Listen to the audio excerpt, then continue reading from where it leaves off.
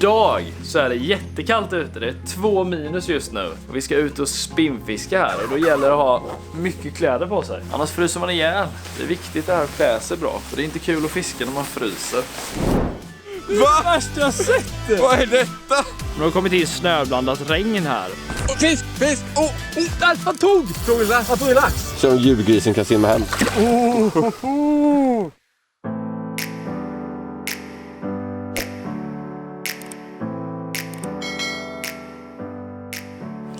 Det har ju varit värsta kallraset i natt. Det är typ första gången som vi är med om en minus på natten här. Och det är inte bra för gäddfiske, men det är jättebra för havsöring. Och just nu så fiskar vi i Bergfossen. Och här finns det Sveriges bästa havsöringfiske, men det finns också stora gäddor. Så vi är lite kluvna på vad vi ska göra då. Ska vi fiska havsöringsfiske eller ska vi fiska grisgäddor? Men jag tror, eftersom det är kallras, så är det bra på havsöring på morgonen. Och sen när det blir lite varmare, då kommer gäddorna igång. Så planen är att vi ska fiska havsöring på morgonen, eller för att börja med, och sen blir det grisgädda. Det är bara frågan hur vi ska göra med båten här. Det är liksom kallt här. Det är liksom minus och kapellet har frusit. Och det blir nog inte kul på morgonen att fiska med frusna linor och mycket kläder på sig. Och, ja, vi får se helt enkelt.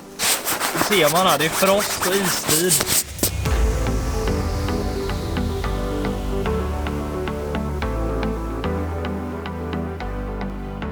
Vi hade sånt otroligt havsöringfiske igår, så jag tror det kommer nog vara superkul med havsöring här. Och med oss så har vi Filip som var här och fiskade lax med i somras. Han är duktig havsöringfiskare. Alltså han fick 5 havsöringar på 5 kast igår. Så hur taggad blir man inte idag på att göra samma sak?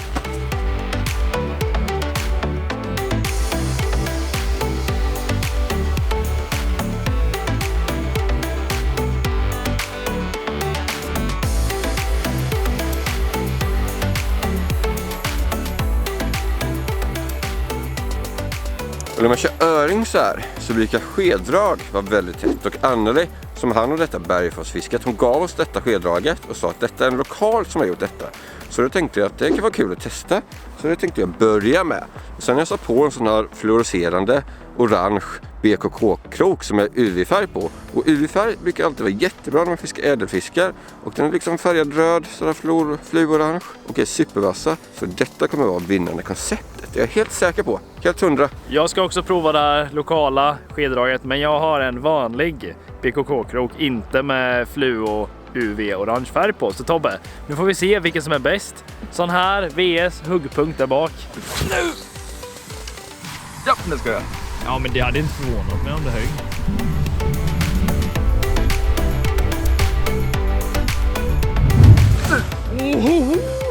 Det ser ju bra ut. Han har. Nice, Filip.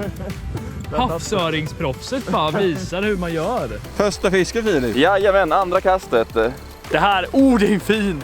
Det här är världsklass havsöringfiske. Alltså jag vet inte var man kan hitta så här bra fiske. Kolla!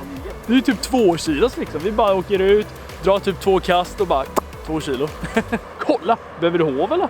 Jag vill bara gå. Hej då. Ja, det här är ju ingen havsöringhov, va? Det här kan man ju få in en vuxen man i. Men ja, vi skulle ju köra gädda, så det är därför vi har den här med oss. Men man måste vara på den säkra sidan. Nu får vi plats med öringen här. Kom hit med han.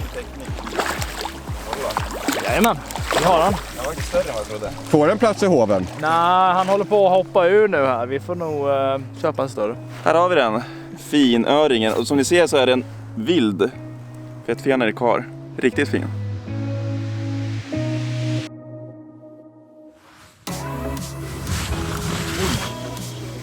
Jag bara speedvevar upp direkt. Den ska jag ha.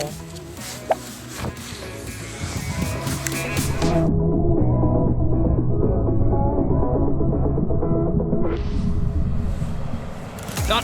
Finner Oj! Så du hoppet eller? Ja. Nu har jag med min öring här. Vi har stått och kastat lite, inget mer. Så jag provar att rycka så här lite, alltså jigga med skeden lite och då smaller på en. Ja. Alltså alltså det är sånt krut i dem. Det är helt galet. Det är inte som att fiska så här abbor eller gädda som vi är vana vid. Kolla fin. Första öringen idag. Det här är perfekt uppvärmning på gäddfisket så här. fiska lite betesfisk först. Alltså inte att vi använder dem som betesfisk utan att gäddorna gillar att äta dem där som betesfisk. En vild kiloöring. Alltså det här, titta vad vacker fisk. Prickarna är så sjukt fina på dem. Det är grymt, grymt kul. I med den. Woo!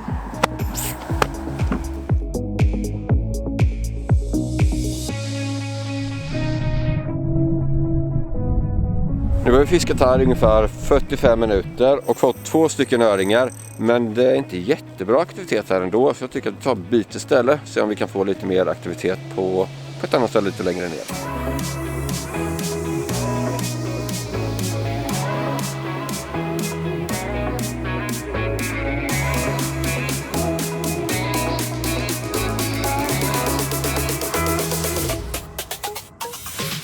Fisk! Jag är på spinnare! På spinnare! Ja! Vad är det här? Det är sik! Den här! En harr! Jag fick en harr! Vad tusan! Kolla vad liten och fin! På en liten sån här nej spinnerblade. Jag tänkte, ja men alltså varför kan inte havsöringen ta på den här? Liksom ingen som har provat kanske. Nej, då kommer man att få en sån här fin liten harr alltså. Kolla fenan. Den har inte riktigt den där fina färgen här för den är så liten, men det är bra gäddmat. Kul! 2 arter idag. Snart är det dags att gå på Big Mamas.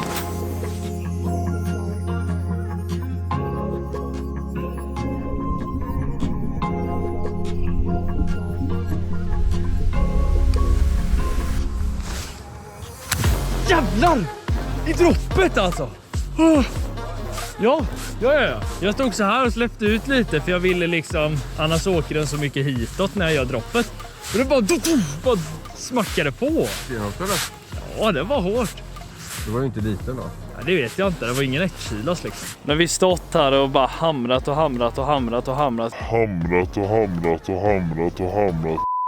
Alltså inte någonting. Och så till slut nu så när jag kastar ut och så gör jag spinstopp för jag vill låta den sjunka ner lite innan jag börjar veva in och då bara smäller det på den här fettnosiken. Kolla, här är bitmärken. Det är flera stycken och sen på huvudet här har de kommit och köttat alltså. Så men nu har vi haft en gäddkontakt i alla fall. Där det känns så här att när det väl hugger då är det liksom, då är det en stor gädda. Nu kan jag inte säga hur stor den här gäddan var, men man vet ju aldrig. Det kan ju varit en gris liksom.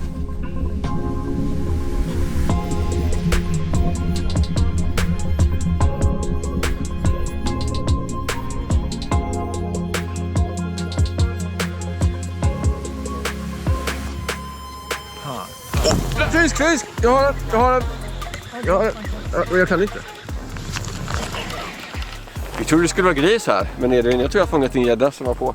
Nej. Jo, det var inte. Nej, det var inte den. Nej, det släpper! Monstret släpper! Vänta, vill inte hova.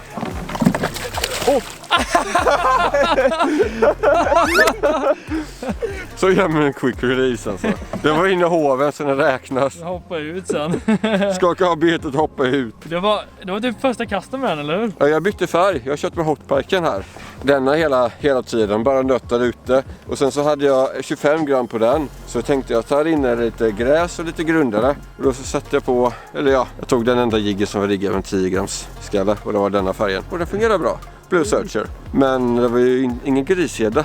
Men det var en gädda. Finns det stora, finns det små, finns det stora? Ja, och särskilt när det är så himla mycket betesfisk här. Så himla mycket på lobbet och man kan se öring hoppa och sånt. Så nu har vi fått art nummer 3, pike. Så nu har vi fått en örret, en pike och en liten här. Men nu vill jag ha en stor alltså.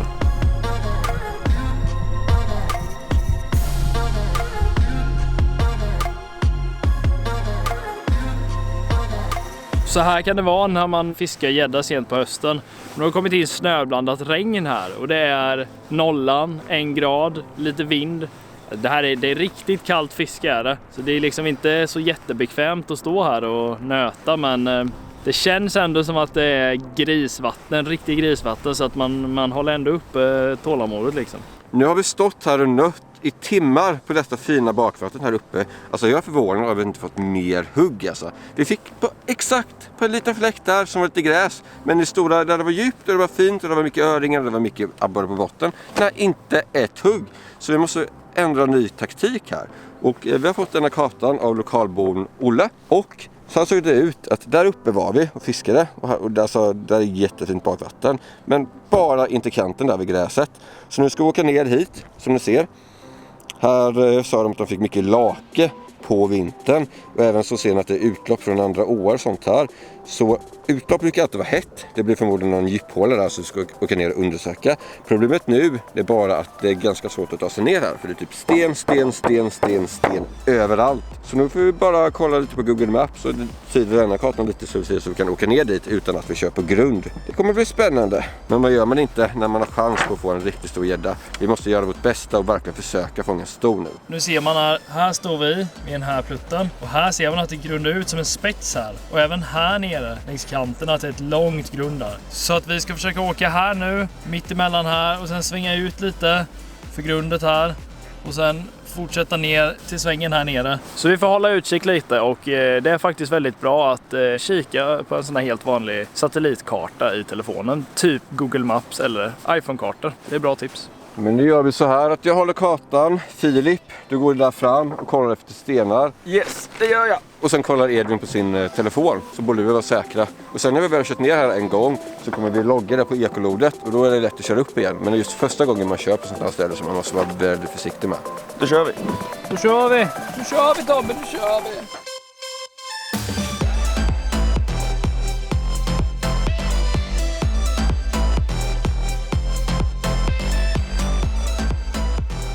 Det man letar efter när man fiskar gäddor i sådana här nya älvar man inte testat innan, det är bakvatten där det blir lite lugnt. Alltså gäddorna, de vill inte stå i strömmen utan de vill stå stilla och inte ödsla någon energi. Och sen när du ser man förbi en öring eller någonting så ska de bara kunna åka ut och fånga den och sen så gå och ställa sig där det är stilla igen. Men vi har haft lite problem här.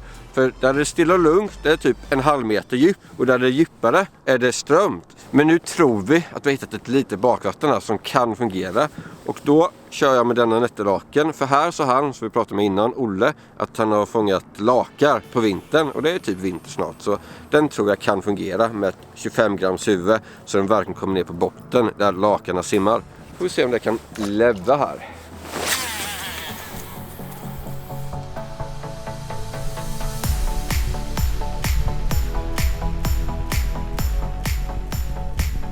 Jag vet inte hur det här stället känns egentligen. Nu har vi stannat och ankrat upp med elmotorn här. Om jag håller ner min jigg så här, helt stilla, då liksom paddlar jiggen så här. Och det betyder att vi har ändå lite ström. Och jag vet inte om det kan vara lite mycket ström här för att vattnet är 8 grader. Och då vill gäddorna ha nästan helt lugnt vatten alltså. Det är inte riktigt här så jag tror vi kanske får åka till andra sidan älven och kika hur det ser ut istället då.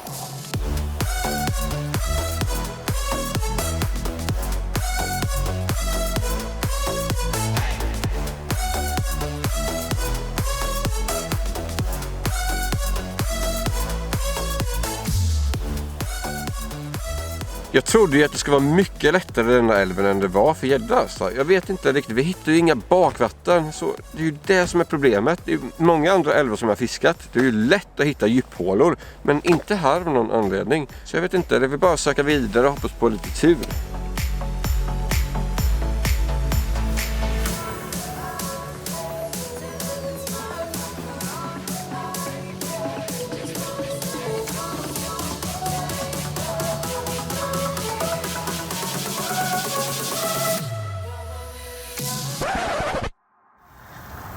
Jag såg en lax. En stor lax.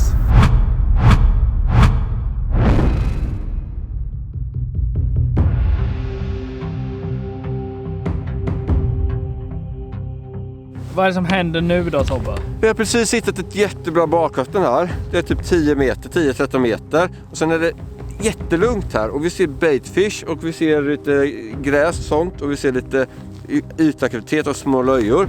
Tänker vi, här måste stå gädda. Alltså här finns det inte chans att det inte står gädda. Vad händer då? Kommer en säl som tar en lax. Alltså jag vet att om man fiskar skärgården och kommer in en säl där, viken är helt förstört. Alltså alla gäddorna bara flyr därifrån och vägrar käka. Alltså, även om det var gäddar från början så tror jag inte att de kommer hugga nu på grund av en säl. Så nu får vi hitta ett nytt ställe. Kanske komma tillbaka hit senare istället. Vi har sån otur idag på gädda alltså. De vill inte. Nej, riktigt otur. Och så kommer alltså värsta grissälen med. Det var ju en stor klump alltså. Den var as. Ja, han var precis vid båten här också. Ja, vi åker upp och kikar efter nya ställen. Sälfria ställen.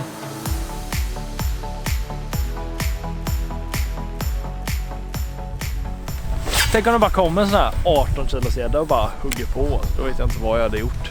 Man känner ändå att det finns ju chans här. För det är, ja, det är spännande är det, men det är samtidigt lite oroväckande det här. Det är det.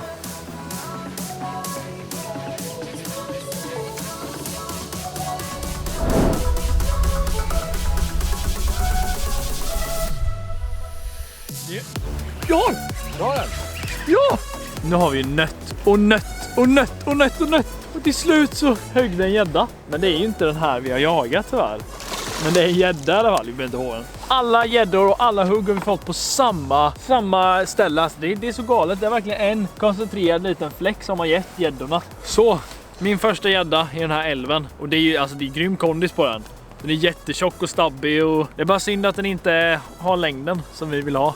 Ja Tobbe, vad säger du? Är det gris? Det är bra jobbat. Ja, det är bra kämpat i alla fall. Då ska vi säga. Men man vet aldrig. Nästa kast kanske den kommer. Man kan ju säga så här att vår gäddsatsning här uppe, det är inte så att vi inte har försökt, utan vi har verkligen försökt och kämpat, men det är någonting som inte stämmer. Eller någonting, jag vet inte vad det är. Något är det. Något är det som är problemet alltså. Sälarna. Jag tror det. Och den här rackaren, den tror jag på så hårt så jag har inte ens bytt färg om jag ska vara helt ärlig. Jag har kört med den här hela tiden för jag vet att den funkar. Och om ni också skulle vilja prova om den här färgen funkar bra i era hemmavatten så kan ni klicka in på vår webbshop kanalgratis.se och kika där, det finns många fina färger. Nu kör vi lite till Edvin. Nu kör vi lite till och ser om det står någon mer där. Oj! Nej, vad säger du? Ska vi... Fisk! Fisk! Fisk! Precis det jag sa, ska vi skita i det? Ja, då hugger det. Tjena! Vad tjock! Vad tjock! Det här är nog den minsta tjockaste gäddan jag fått alltså. Den är så störtjock så ni fattar inte. Jag ska bara landa den här för att se hur sjuk jäkla tjock den är. Den är sinneskondis på. Alltså, vad i helskotta är detta? Det är det värsta jag sett! Vad är detta? Alltså Det där är det värsta jag har sett. Alltså det syns tyvärr inte på kameran, men den är så himla tjock. Den är så tjock så att det kan typ inte ens... Jag vet inte, den är galet fet. Alltså detta liknar verkligen en köttbulle. Ja! Samma bete, samma ställe, alla gäddor. Alltså okej, vi har inte kört på något annat bete här, men... Att vi jag kör ju annat bete. Annan färg. Att vi bara får gädda på ett ställe hela den här älven är ju så sjukt. Men alltså tänk en stor i denna kondisen. Detta är minigris alltså, men jag hade direkt 100 cm och det kanske varit en 10. För den är så himla stabbig. Vi tar och släpper tillbaka den alltså. Ja. Så om julgrisen kan simma hem. Julgris. Julegris! Kan inte bara hugga en stor julgris nu?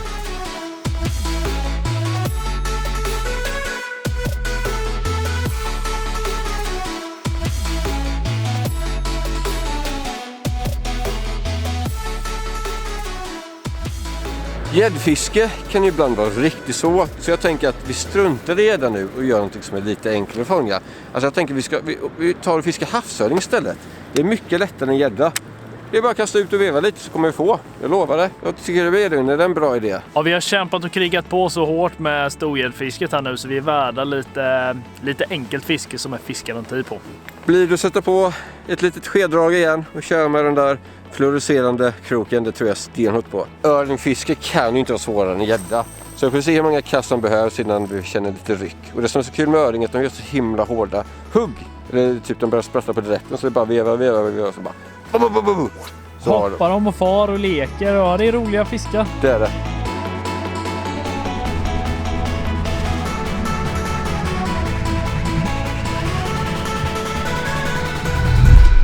Där, han tog! Vad sjukt!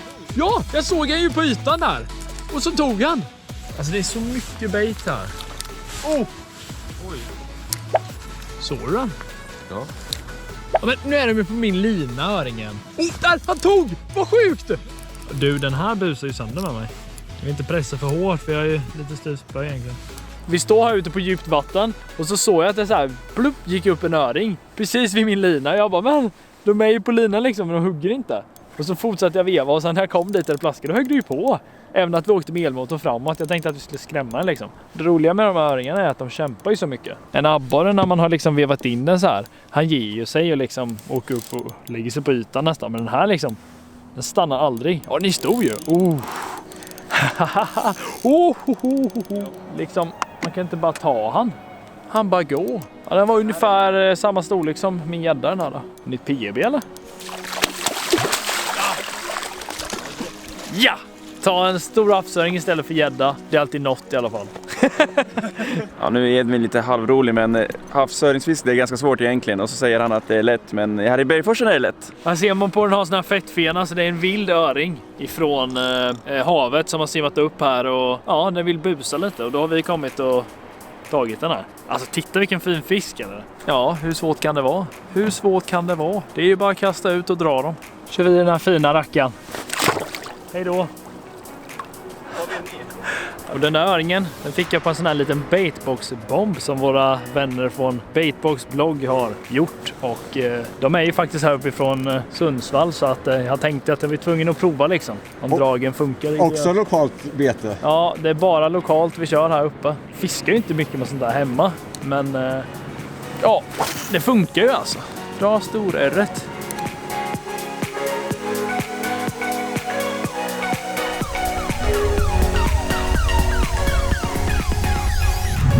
Filip krockat upp här. Ja, Känns den? Den känns skaplig.